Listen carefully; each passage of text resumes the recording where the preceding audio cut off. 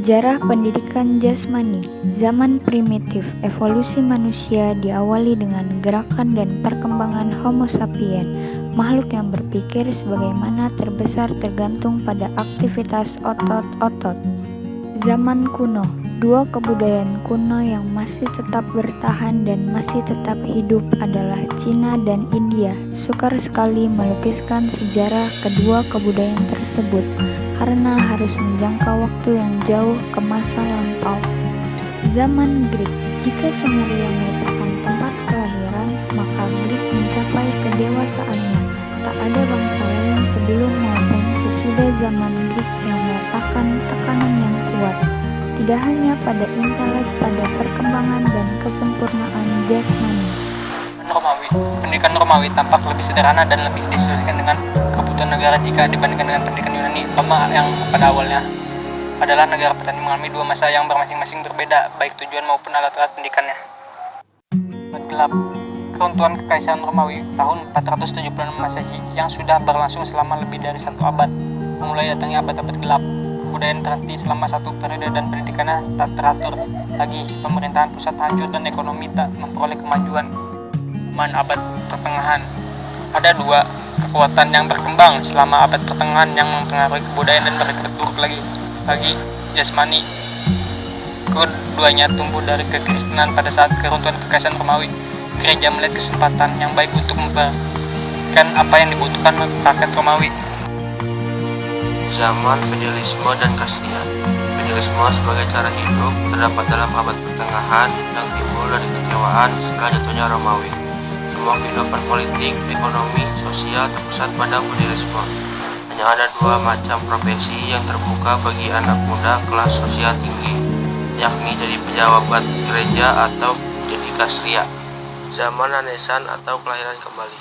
Zaman Renaissance adalah zaman ketika rakyat dalam alam dekadensi Roma dengan penguasaan barbarisme muncul kembali, melepaskan diri dari kehidupan lubuk abad gelap dan abad pertengahan, dan mencapai ke tingkat budaya yang mengasimilasikan dan menghantai kembali budaya Greek dan Romawi kuno. Zaman pendidikan jasmani modern di Eropa. Sementara Renaissance tumbuh bersamaan dengan reformasi Protestan, budaya Eropa memasuki periode nasionalisme. Timbulnya nasionalisme menandai tumbuhnya masyarakat modern. Negara-negara nasional yang kuat mulai terbentuk di bawah kekuasaan monotoli. 10. Zaman nasionalisme. Gerakan nasionalisme membawa asas pendidikan universal. Nasionalisme telah berhasil membuat warga negara taat pada negara. Pendidikan dibuat untuk mencapai tujuan itu. Dalam periode ini, pendidikan jasmani maju pesat seperti pada zaman Greek. Ini adalah contoh olahraga yang menambah kesenangan dalam bergerak serta melatih kekuatan dan ketangkasan tubuh. Dan ini adalah contoh-contoh gimnastik. Ada 4, yaitu pertama gimnastik pendidikan, gimnastik medik, gimnastik militer, gimnastik estetik.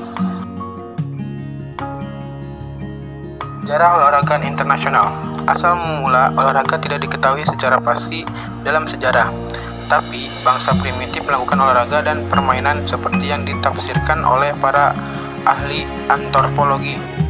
Sejarah pendidikan jasmani dan olahraga Indonesia dapat dipastikan bahwa olahraga atau latihan jasmani sudah berbeda sifatnya dengan zaman purba atau zaman primitif. Bukan hanya untuk mempertahankan diri atau ketangkasan berburu untuk memenuhi kebutuhan hidup, tapi juga mulai ada kegiatan-kegiatan untuk rekreasi. 1. Zaman kolonial Belanda. Permainan-permainan asli yang dilakukan penduduk pada saat itu diantaranya debus, dimainkan oleh 2 orang secara bergantian. Selain itu ada pula pencaksilat, merupakan olahraga bela diri, tritas, gerakan takisan, hindaran, pukulan, dan tendangan. 2. Zaman pendudukan Jepang. Kekuasaan Belanda berakhir dengan datangnya Jepang pada Perang Dunia Kedua. Jepang mencoba menarik simpati rakyat untuk bersama-sama mendirikan Asia Timur Raya yang bebas dari penjajahan bangsa Barat. 3. Zaman kemerdekaan. Di zaman Jepang kemerdekaan, pemerintah Republik Indonesia sempat menyelenggarakan pekan olahraga nasional PON di Surakarta tahun 1948 yang disebut sebagai PON ke-1. PON ini berlanjut terus sampai sekarang setiap 4 tahun sekali dengan jumlah cabang olahraga yang semakin